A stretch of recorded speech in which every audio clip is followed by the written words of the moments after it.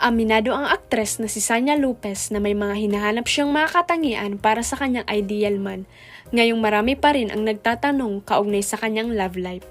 May mga guys naman na lumalapit sa atin, no?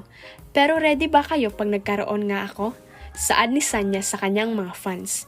Di ko kasi alam kung naniligaw talaga ba. Hindi man binanggit ni Sanya kung sino ang naniligaw sa kanya.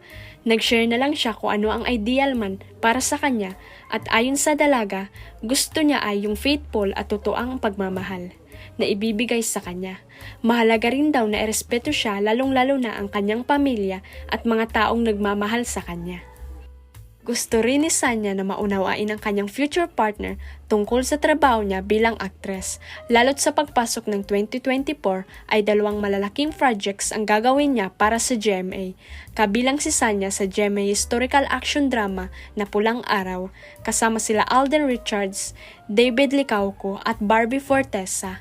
In fact, kailan ay pinost ni Sanya via Instagram ang banding nila ni Barbie habang nag-aaral sila ng tap dancing at ang special shoes na gamit nila na may pangalan nila ni Barbie.